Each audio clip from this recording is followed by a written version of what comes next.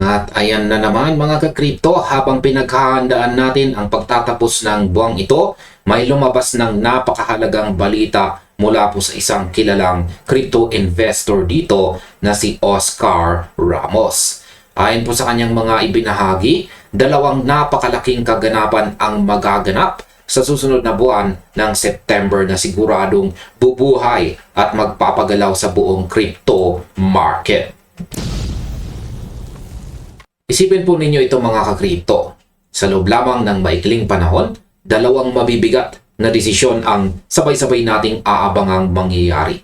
Hindi na natin kailangang mag-isip kung ano ang susunod na mangyayari dahil lininaw na ni Oscar Ramos dito kung aling mga petsa ang dapat nating bantayan ng gusto.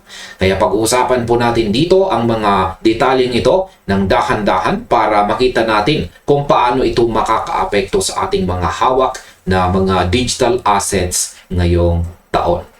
At ayan, simulan po natin sa kung bakit ba napakahalaga ng Senate vote sa September 14.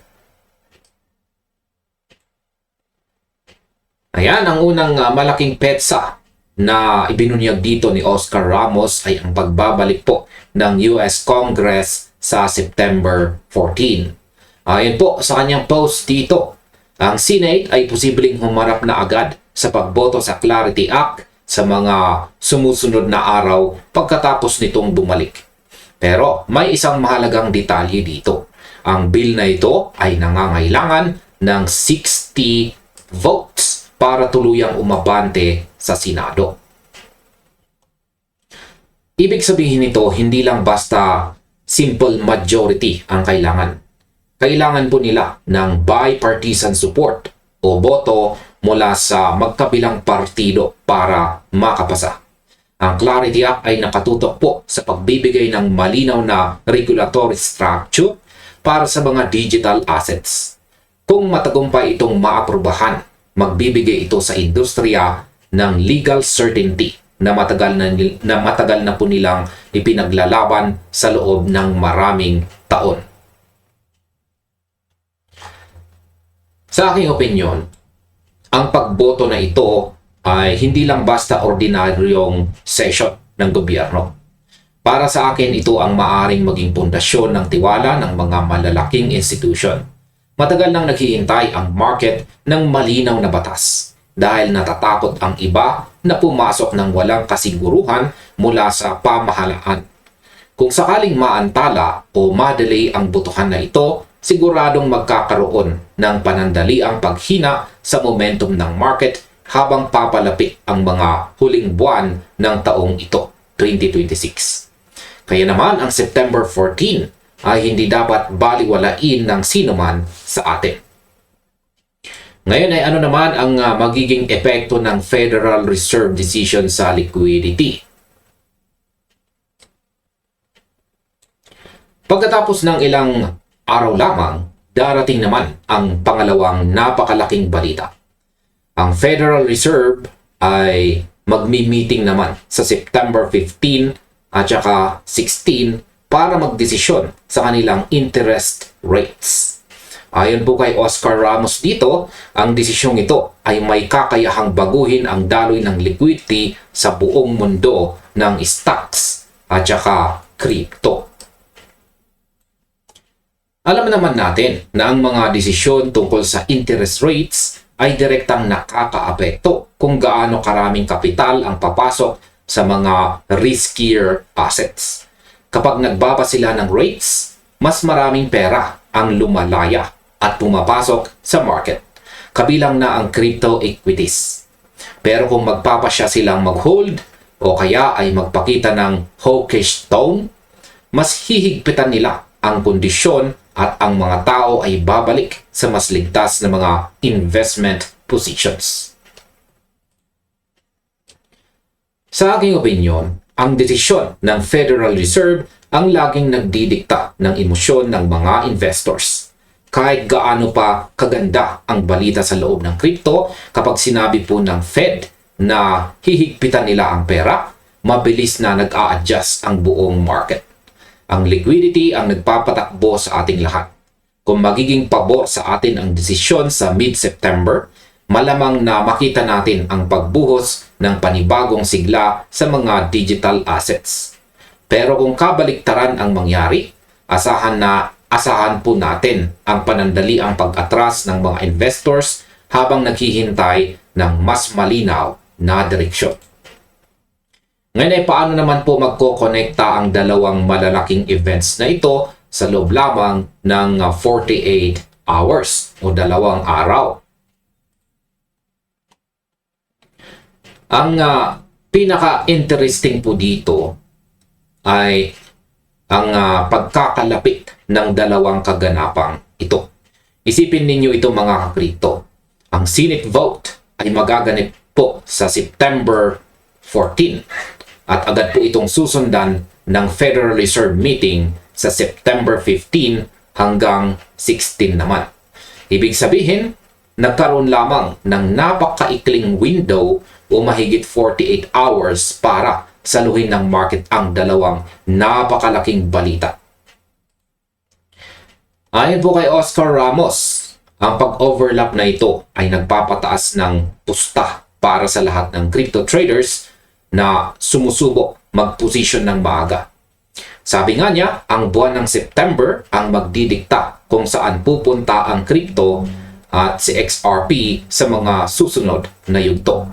Hindi ito nagkataon lamang sa epekto nito. Kahit sabihin pa natin hindi ito sadyang pinagsabay ng eksakto. Ang mga ganitong klaseng sabay-sabay na balita ay karaniwang nagdudulot ng mabilis at malaking galaw sa presyo dahil wala pang panahon ang mga tao na tunawin ang isang balita at nandyan na agad ang kasunod. Sa aking opinyon, ang 48-hour window na ito ay magiging isang matinding pagsubok sa katatagan ng bawat trader. Kapag nagkasabay ang regulatory news mula sa Senado at ang monetary policy mula sa Federal Reserve, ang volatility ay pumapailan lang ng walang pasubali. Bilang isang taong sumusubaybay sa takbo ng market, ang ganitong mga sandali ay nangangailangan ng labis na pag-iingat.